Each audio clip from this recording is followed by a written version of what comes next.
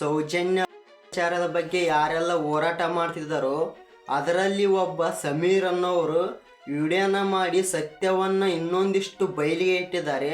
ಈಗ ಸಮೀರ್ ಅನ್ನೋರು ವಿಡಿಯೋ ಮಾಡಿ ಎಷ್ಟು ಸತ್ಯವನ್ನು ಹೇಳಿ ಬಯಲಿಗೆ ಇಟ್ಟಿದ್ದಾರೋ ಅದಕ್ಕಿಂತ ಒಂದು ಪಷ್ಟು ಜಾಸ್ತಿ ಸತ್ಯ ಗಿರೀಶ್ ಮಟ್ಟಣ್ಣವ್ರಿಗೆ ಗೊತ್ತು. ಅವರು ಕೂಡ ಎಲ್ಲ ಯೂಟ್ಯೂಬಲ್ಲಿ ಹೇಳಿದ್ದಾರೆ ಸತ್ಯವನ್ನು. ಸೌಜನ್ಯನ ಯಾರು ಕಿಡ್ನ್ಯಾಪ್ ಮಾಡಿದ್ರು, ಎಲ್ಲಿ ಅತ್ಯಾಚಾರ ಮಾಡಿದ್ರು ಅಂತಂದು ಗಿರೀಶ್ ಮಟ್ಟಣ್ಣವರು ಎಲ್ಲ ಟಾಪ್ ಆನ್ ಟಾಪು ನಿಜಾನ ಹೇಳಿದ್ದಾರೆ. ಈಗ ನೋಡ್ರಿ ಗಿರೀಶ್ ಮಟ್ಟಣ್ಣವರು ಎಷ್ಟು ಸತ್ಯ ಹೇಳಿದ್ದಾರೆ ಅದರ ಬಗ್ಗೆ ನಾನು ಎಕ್ಸ್ಪ್ಲೇನ್ ಮಾಡ್ತಾ ಹೋಗ್ತೀನಿ. ವಿಡಿಯೋನ ಸ್ವಲ್ಪ ಗಮನ ಕೊಟ್ಟು ಮುಗಿಯೋವರೆಗೆ ನೋಡಿ. ಹಾಗಾದರೆ ನಾವು ಸೌಜನ್ಯ ಪರವಾಗಿ ಹೋರಾಟ ಮಾಡೋಕ್ಕೆ ಅನುಕೂಲ ಆಗುತ್ತೆ. ಎಲ್ಲರೂ ಸೌಜನ್ಯ ಪರವಾಗಿ ಹೋರಾಟ ಮಾಡೋಣ. ಸೌಜನ್ಯ ಅನ್ನೋ ಹುಡುಗಿಗೆ ನ್ಯಾಯ ಸಿಗೋವರೆಗೂ ಹೋರಾಟ ಮಾಡೋಣ.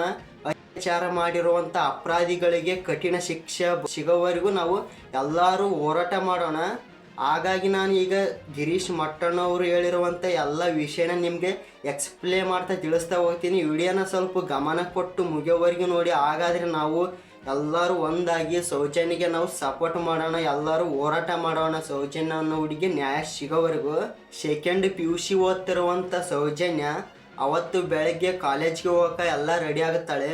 ಅವರು ಮನೆ ಮುಂದೆ ಇರುವಂಥ ಚಾಮುಂಡೇಶ್ವರಿ ದೇವಸ್ಥಾನ ಇರುತ್ತೆ ನೋಡ್ರಿ. ಅವರು ಚಾಮುಂಡೇಶ್ವರಿ ದೇವಿ ಭಕ್ತಳಾಗಿರ್ತಾಳೆ.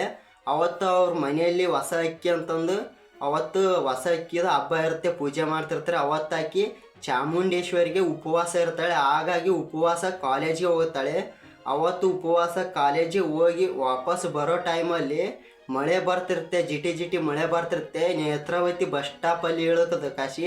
ಜಿಟಿ ಜಿಟಿ ಮಳೆ ಬರ್ತಿರ್ತಲ್ಲ, ಅದಕ್ಕಾಗಿ ಕೊಡೆಯನ್ನು ಹಿಡ್ಕೊಂಡು ರೋಡಲ್ಲಿ ನಡ್ಕೊತ ಬರ್ತಾಳೆ. ಯಾಕೆ ನೇತ್ರಾವತಿ ಬಸ್ ಸ್ಟಾಲಿಂತ್ರ ಅವ್ರ ಮನೆಗೆ ಹೋಗ್ಬೇಕಾದ್ರೆ 1.5-2 ಕಿಲೋಮೀಟ್ರ್ ಅಷ್ಟು ದೂರ ಆಗುತ್ತೆ. ಅಲ್ಲಿಂದ ಅವಳು ದಿನನಿತ್ಯ ನಡ್ಕೊತ ಹೋಗ್ತಿರ್ತಾಳೆ. ಕಾಲೇಜಿಗೆ ಹೋಗಿ ಬರಬೇಕಾದ್ರೆ ದಿನನಿತ್ಯ ನಡ್ಕೊತ ಹೋಗ್ತಿರ್ತಾಳೆ. ಅದಕ್ಕಾಗಿ ಅವತ್ತು ಕೂಡ ಸೇಮ್ ಅದೇ ನಡ್ಕೊತ ಹೋಗ್ತಿರ್ತಾಳೆ. ಸ್ವಲ್ಪ ಮುಂದೆ ಹೋದ ನಂತರ ಅವ್ರ ಮಾವಂದು ಅಲ್ಲಿ ಹೋಟೆಲ್ ಇದೆ ಅಂತ. ಆ ಹೋಟೆಲಲ್ಲಿ ಅವ್ರ ಮಾವ ಇರ್ತಾನೆ. ಅವ್ರ ಮಾವ ಇಲ್ಲಿಗೆ ಹೋಗ್ಬೇಕಾದ್ರೆ ಕಾರಲ್ಲಿ ಸ್ವಲ್ಪ ಮೀಟ್ ಆಗ್ತಾನೆ, ಭೇಟಿ ಆಗ್ತಾನೆ, ಸಿಗ್ತಾಳೆ. ಅಲ್ಲಿ ಕಾರಲ್ಲಿ ಅಕ್ಕಿ ಸಿಕ್ಕ ತಕ್ಷಣ ಅಲ್ಲಿ ಸ್ವಲ್ಪ ಮಾತಾಡಿ ಕಾಶಿ ಸೌಜನ್ಯ ಮತ್ತೆ ಮುಂದಕ್ಕೆ ಹೋಗ್ತಾಳೆ. ಅವ್ರ ಪಾಡಿಗೆ ಅವ್ರ ಮಾವ ಈ ಕಡೆ ಬರ್ತಾನೆ, ಸೌಜನ್ಯ ಆ ಕಡೆ ಮನೆ ಕಡೆ ಹೊರಡ್ತಾಳೆ. ಸ್ವಲ್ಪ ಮುಂದೆ ಹೋದ ನಂತರ ಸೌಜನ್ಯನ 5 ಜನ ಕಿಲಿಗೇಡಿಗಳು ಬಂದು ಆಕಿನನ್ನು ಕಿಡ್ನ್ಯಾಪ್ ಮಾಡ್ತಾರೆ. ಕತ್ತಲಾದ ನಂತರ ಅವರ ಮನೆಯಲ್ಲಿ ಸೌಜನ್ಯ ತಂದೆ ತಾಯಿಗೆ ಭಯ ಆಗುತ್ತೆ. ಕಾಲೇಜ್ಗೆ ಹೋದ ಮಗು ಇನ್ನೂ ಬಂದಿಲ್ಲ ಅಂತಂದು ಭಯ ಆಗುತ್ತೆ. ಆವಾಗ ಸೌಜನ್ಯನ ಫ್ರೆಂಡ್ಸ್ಗೆ ಅವ್ರ ತಂದೆ ಕಾಲ್ ಮಾಡಿ ಕೇಳ್ತಾನೆ, ನನ್ನ ಮಗಳು ಇನ್ನೂ ಬಂದಿಲ್ಲ, ಎಲ್ಲಿ ಇದ್ದೀರಿ ಅಂತಂದು. ಆವಾಗ ಸೌಜನ್ಯನ ತಂದೆ ಫ್ರೆಂಡ್ಸ್ಗೆ ಕೇಳ್ತಾಳೆ. ಸೌಜನ್ಯನ ಫ್ರೆಂಡ್ಸ್ಗೆ ಅವ್ರ ತಂದೆ ಕೇಳ್ತಾನೆ. ಕೇಳಿದ ತಕ್ಷಣ ಅಲ್ಲೇ ಬಸ್ ಸ್ಟಾಪಲ್ಲಿ ಇಳಿದು ಆವಾಗ ಬಂದಲ್ಲ ಅಂಕಲ್ ಅಂತಂದು ಆವಾಗ ಫೋನನ್ನು ಅಲ್ಲಿಗೆ ಸರಿ ಅಂತಂದು ಕಟ್ ಮಾಡ್ತಾರೆ. ಮತ್ತೆ ಸೌಜನ್ಯರ ತಂದೆ ಅವ್ರ ಮಾವಗ ಫೋನ್ ಹಚ್ತಾನೆ, ನನ್ನ ಮಗಳು ಎಲ್ಲಿಯಾದರೂ ಭೇಟಿಯಾಗಿದ್ಲ ಅಂತಂದು ಕೇಳ್ತಾನೆ. ಅವ್ರ ಮಾವ ಕೂಡ ಹೇಳ್ತಾನೆ ಭೇಟಿಯಾಗಿದ್ಲು, ಸ್ವಲ್ಪ ತಾನ ಮಾತಾಡಿ ಕಾಶಿ ಮನೆ ಕಡೆನೇ ಬಂದು ನೋಡಂತಂದು ಅಲ್ಲಿಗೆ ಸರಿ ಅಂತಂದು ಫೋನನ್ನು ಕಟ್ ಮಾಡ್ತಾರೆ. ಪೂರ್ತಿ ಕತ್ಲಾಗುತ್ತೆ. ಆವಾಗ ತುಂಬ ಭಯ ಆಗಿ ಕಾಶಿ ಊರು ಜನ ಎಲ್ಲ ಸೇರಿಕೊಂಡು ಸೌಜನ್ಯನ ಹುಡುಕಾಕ ಶುರು ಮಾಡ್ತಾರೆ. ಕಾಡೆಲ್ಲ ಸುತ್ತಮುತ್ತ ಮನೆ ಸುತ್ತ ಕಾಡೆಲ್ಲ ಹುಡುಕ್ತಾರೆ. ಆದರೂ ಸೌಜನ್ಯ ಸಿಗಲ್ಲ. ನೈಟೆಲ್ಲ ಹುಡುಕ್ತಾರೆ. ಅವಾಗ ಮಳೆ ಎಲ್ಲ ಬರ್ತಿರುತ್ತೆ. ಅಂತರದಲ್ಲಿ ಹುಡುಕ್ತಾರೆ.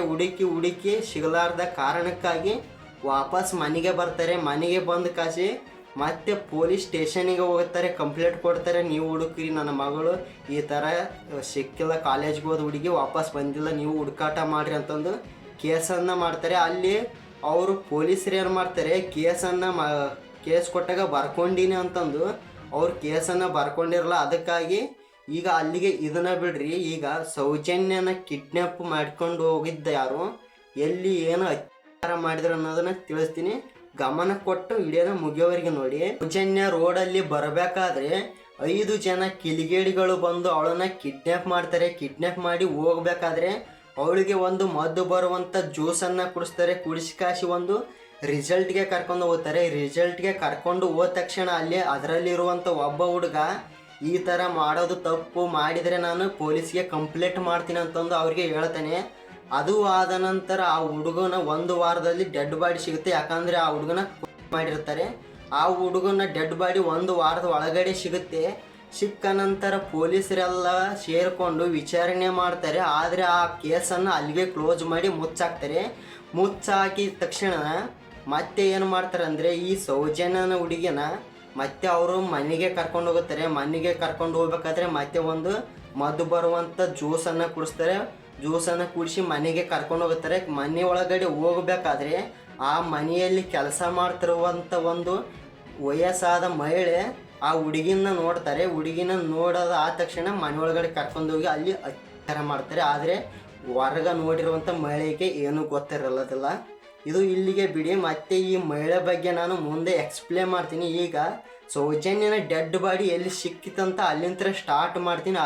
ಅದು ಆದ ನಂತರ ಈ ಮಹಿಳೆ ನೋಡಿ ಸುಮ್ಮ ಯಾಕದಳ ಅನ್ನೋದನ್ನ ನಾನು ಮುಂದೆ ಎಕ್ಸ್ಪ್ಲೇನ್ ಮಾಡ್ತೀನಿ. ಈಗ ರಾತ್ರಿ ಏನು ಸೌಜನ್ಯನ ಊರ್ ಜನ ಎಲ್ಲ ಸೇರಿ ಹುಡುಕಿರ್ತಾರೆ. ಮತ್ತೆ ಮರುದಿನ ಬೆಳಗ್ಗೆ ಆದ ತಕ್ಷಣ ಮತ್ತೆ ಅದೇ ಲೊಕೇಶನ್ಗೆ ಹುಡುಕಾಕ ಸ್ಟಾರ್ಟ್ ಮಾಡ್ತಾರೆ. ಊರ್ ಜನ ಎಲ್ಲ ಸೇರಿಕೊಂಡು ಅದೇ ಲೊಕೇಶನ್ಗೆ ಹುಡುಕಾಕ ಹೋಗ್ತಾರೆ. ಅಲ್ಲಿ ರೋಡ್ ಪಕ್ಕ ಇರುವಂಥ ಒಂದು ಹಳ್ಳದಲ್ಲಿ ಒಂದು ತೆಗ್ಗಲ್ಲಿ ಸೌಜನ್ಯನ ಡೆಡ್ ಬಾಡಿ ಸಿಗುತ್ತೆ. ಅವಳ ಮೈ ಮೇಲಿರುವಂಥ ಬಟ್ಟೆ ಎಲ್ಲ ಏನೂ ಇರೋದಿಲ್ಲ. ಅವಳ ಮೈ ತುಂಬ ಎಲ್ಲ ಮಾರ್ಕ್ಗಳು ಬಿದ್ದಿರ್ತವೆ. ಅದು ಆದ ತಕ್ಷಣ ಅಲ್ಲಿಗೆ ಪೊಲೀಸರು ಬರ್ತಾರೆ. ಪೊಲೀಸರು ಬಂದು ವಿಚಾರಣೆ ಮಾಡ್ತಾರೆ. ಇದು ಹೆಂಗಾತ ಗೊತ್ತಿದ್ರು ಪೊಲೀಸ್ ಅವರು ವಿಚಾರಣೆ ಮಾಡೋಕ್ಕೆ ಮುಂದುವರಿತಾರೆ. ಅದು ಆದ ನಂತರ ಅದು ಡೆಡ್ ಬಾಡಿ ಸಿಕ್ಕಿರುವಂಥ ಜಾಗ ಅತ್ಯಾಚಾರ ಮಾಡಿದ್ದು ಎಲ್ಲ ನ್ಯೂಸಲ್ಲಿ ಹೋಗುತ್ತೆ. ಟಿ ವಿ ಚಾನಲಲ್ಲಿ ಹೋದಾಗ ಮೊದಲು ಏನು ಸೌಜನ್ಯನ ಅತ್ಯಾಚಾರ ಮಾಡೋಕೆ ಮನೆ ಒಳಗಡೆ ಕರ್ಕೊಂಡು ಹೋಗಿರ್ತಾರೆ. ಅಲ್ಲಿ ಮನೆ ಕೆಲಸದವಳು ಏನು ಆ ಸೌಜನ್ಯನ ನೋಡಿರ್ತಾಳೆ. ಸಾಯಂಕಾಲ ಆದ ತಕ್ಷಣ ಆಕೆ ಕೂಡ ಇದೇ ಥರ ಟಿ ವಿ ನ್ಯೂಸನ್ನು ನೋಡ್ತಿರ್ತಾಳೆ. ಅವ್ರ ಕಡೆ ಸ್ವಲ್ಪ ಕುಡಿಯೋ ಅಭ್ಯಾಸ ಇರುತ್ತೆ ಹೆಣ್ಮಕ್ಳು. ಅವಳು ಕೂಡ ಕುಡಿದು ಕಾಸಿ ಟಿ ವಿ ನ್ಯೂಸನ್ನು ನೋಡ್ತಿರ್ತಾಳೆ.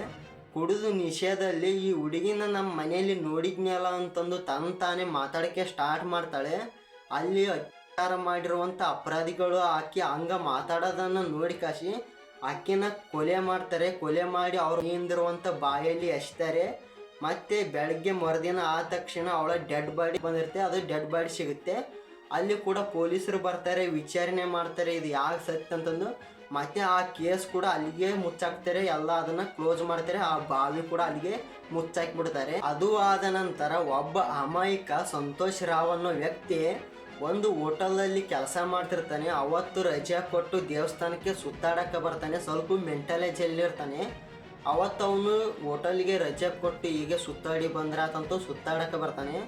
ಅವತ್ತು ಏನು ಮಾಡ್ತಾರೆ ಅಂದರೆ 5 ಜನ ಅತ್ಯಾಚಾರ ಮಾಡಿರುವಂಥ ಕಿಲಿಗೇಡಿಗಳು ಸಂತೋಷ್ ರಾವ್ ದನದ ಹತ್ರ ಕುಂತಿದ್ದು ನೋಡಿ ಕಾಶಿ ಅವನನ್ನು ಹಿಡ್ಕೊಂಡೋಗಿ ಇವನ್ ಮಾಡ್ಯಾನಂತಂದು ಕಾಶಿ ಪೊಲೀಸ್ ಅವರಿಗೆ ಹಿಡಿದು ಕೊಡ್ತಾರೆ.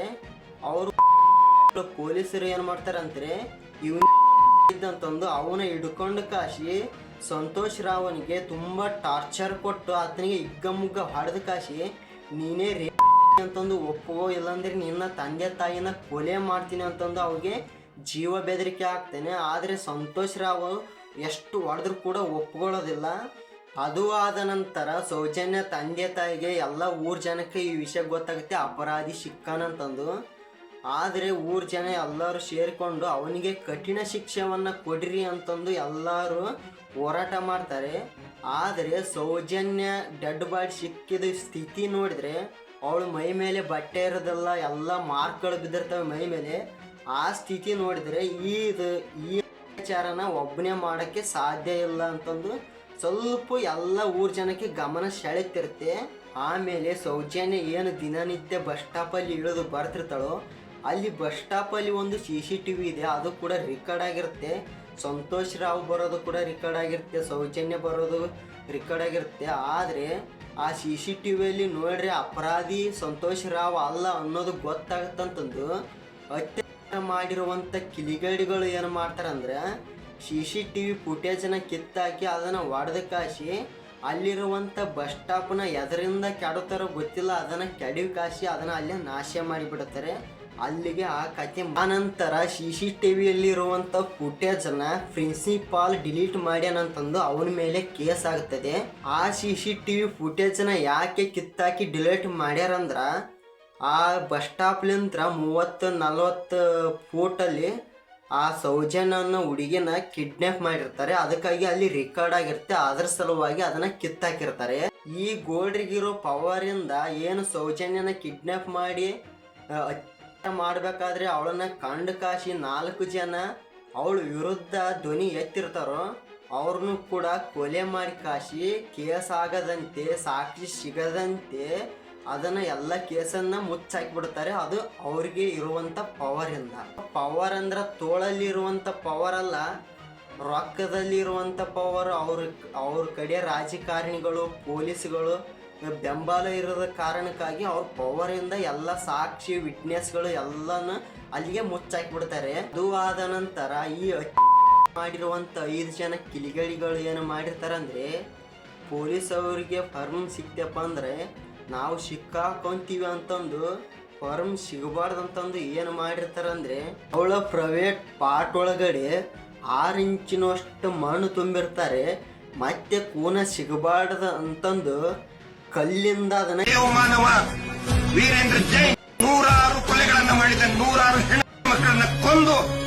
ಆ ತರ ಮಾಡ್ಬೇಕಾದ್ರೆ ಎಷ್ಟು ಸಂಕಟ ಆಗಿರಬೇಡ, ಎಷ್ಟು ಕಿರ್ಚಾಡಿರಬೇಡ.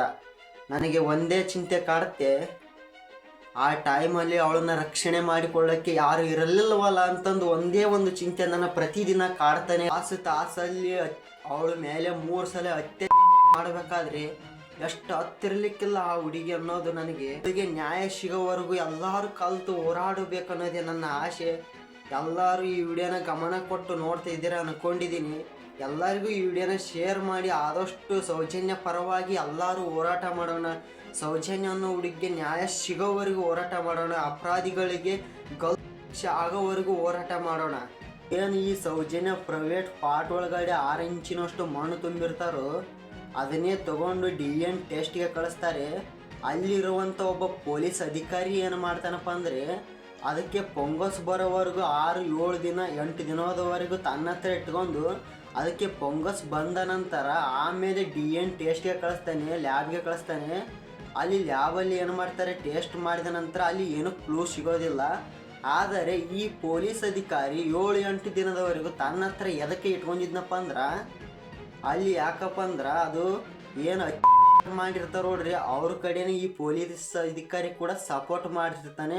ಅವ್ರ ಕಡೆಯಲ್ಲಿಂತ ಲಂಚ ತಿಂದಿರ್ತಾನೆ, ಅದಕ್ಕಾಗಿ ಅವ್ರ ಕಡೆ ಸಪೋರ್ಟ್ ಮಾಡ್ತಿರ್ತಾನೆ. ಅದಕ್ಕೆ ಪೊಂಗಸ್ ಬರೋವರೆಗೂ ಇಟ್ಕೊಂಡು ಕಾಸಿ ಆನಂತರ ಲ್ಯಾಬೇ ಕಳಿಸ್ತಾನೆ. ಅಲ್ಲಿ ಏನು ಕ್ಲೂ ಸಿಗಲಾರದ ಕಾರಣಕ್ಕಾಗಿ ಅಲ್ಲಿ ಯಾರು ವಿಚಾರ ಮಾಡ್ಯಾರ ಅಂತ ಒಂದು ಕ್ಲೂ ಸಿಗಲಾರದ ಕಾರಣಕ್ಕಾಗಿ ಆ ಕೇಸು ಸ್ವಲ್ಪ ಅಲ್ಲೇ ತಮ್ಮನಿ ಆಗಬೇಕು ಅನ್ನೋಷ್ಟ್ರೊಳಗೆ ಏನು ಇಲ್ಲಿ ಮಾಡಿರುವಂಥ ಅಪರಾಧಿಗಳ ಮಧ್ಯೆ ಒಬ್ಬಗ ನಾನು ತಪ್ಪು ಮಾಡ್ತಾ ಇದ್ದೀನಿ, ತಪ್ಪು ಮಾಡೀವಿ ಅನ್ನೋ ಪರಿಜ್ಞಾನ ಹುಟ್ಟಿಕಾಸಿ ಪೊಲೀಸ್ ಸ್ಟೇಷನ್ಗೆ ಬಂದು ನಾವು ತಪ್ಪು ಮಾಡೀವಿ, ನಾವ ಮಾಡೀವಿ, ನನ್ನ ಫ್ರೆಂಡ್ಸು ಗೋಡನ ಮಗ ಅಂತಂದು ಹೇಳ್ತಾನೆ ಪೊಲೀಸ್ ಸ್ಟೇಷನ್ಗೆ ಬಂದು. ಆನಂತರ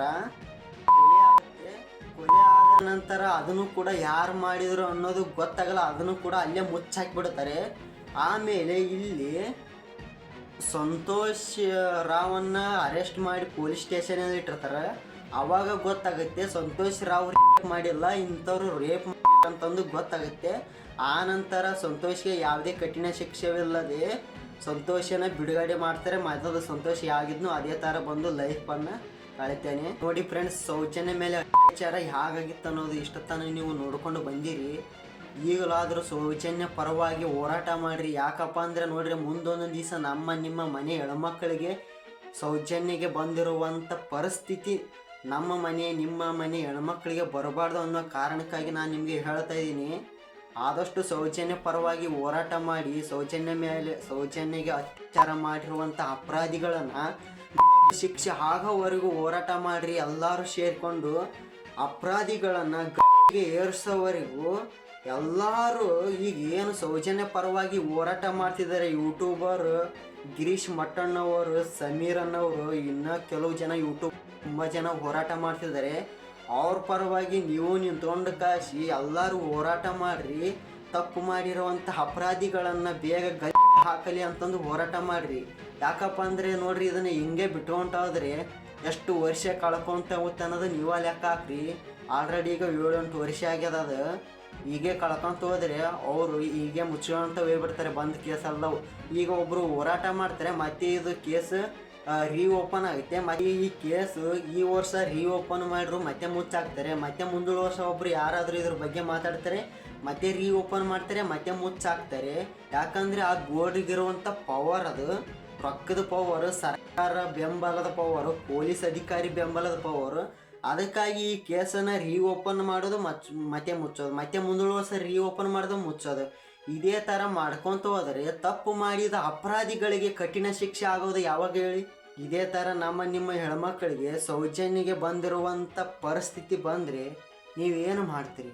ಅದಕ್ಕಾಗಿ ಮಾಡಿರುವಂಥ ಅಪರಾಧಿಗಳನ್ನು ಬೇಗ ಹೋರಾಟ ಮಾಡಿ ಅವ್ರಿಗೆ ಕಠಿಣ ಶಿಕ್ಷೆಯನ್ನು ವಿಧಿಸಿದರೆ ಎಲ್ಲ ಕಾಮುಕರಿಗೆ ಹರುವನ್ನು ಹುಟ್ಟುತ್ತೆ. ಈ ಥರ ಮಾಡಬಾರ್ದು ಅಂತಂದು ಆ ಊರು ಗೋಡನ ಮಗನಿಗೆ ಅವನ ಜೊತೆ ಸೇರ್ಕೊಂಡು ಹತ್ಯೆ ಮಾಡಿರುವಂಥ ಅಪರಾಧಿಗಳಿಗೆ ಈ ದೊಡ್ಡ ದೊಡ್ಡ ಅಧಿಕಾರಿಗಳಲ್ಲಿರುವಂಥ ವ್ಯಕ್ತಿಗಳು ಏನು ಮಾಡ್ತಿದ್ದಾರೆ ಅಂದರೆ ಆ ಊರು ಗೋಡನಿಗೆ ಸಪೋರ್ಟ್ ಮಾಡ್ತಿದ್ದಾರೆ. ನಮ್ಮ ಭಾರತೀಯ ಹೆಣ್ಮಕ್ಕಳನ್ನ ಮುಂದಿಟ್ಟು ಎಂಜಲು ಕಾಶಿಗೆ ತಲೆ ಇಡೋ ಕೆಲಸ ಮಾಡಕತ್ಯಾರ. ಅಂಥವ್ರನ್ನ ಮೊದಲು ಕೆಲಸದಿಂದ ಕಿತ್ತಾಕಿ ಸೌಜನ್ಯ ಪರವಾಗಿ ಹೋರಾಟ ಮಾಡಿ ಅಪರಾಧಿಗಳಿಗೆ ಶಿಕ್ಷೆಯನ್ನು ವಿಧಿಸಿ ಅಂತಂದು ನಾನು ನಿಮ್ಮಲ್ಲಿ ಕೇಳ್ಕೊತಿದ್ದೀನಿ. ವಿಡಿಯೋ ಇಷ್ಟ ಆಗಿದ್ದರೆ ಒಂದು ಲೈಕ್ ಮಾಡಿ, ನಿಮ್ಮ ಫ್ರೆಂಡ್ಸ್ಗೆಲ್ಲ ಶೇರ್ ಮಾಡಿ, ನಿಮ್ಮ ಫ್ಯಾಮಿಲಿ ಮೆಂಬರ್ಸ್ಗೆಲ್ಲ ಶೇರ್ ಮಾಡಿ. ಆದಷ್ಟು ಈ ವಿಡಿಯೋನ ತಲುಪಿಸಿ ಹಿಂದಿನ ವಿಡಿಯೋದಲ್ಲಿ ಸಿಗುತ್ತೀನಿ ಅಂತಂದು ಈ ಒಂದು ವಿಡಿಯೋನ ಇಲ್ಲಿಗೆ ಮುಗಿಸ್ತಾ ಇದ್ದೀನಿ. ಜೈ ಹಿಂದ್, ಜೈ ಕರ್ನಾಟಕ ಮಾತೆ.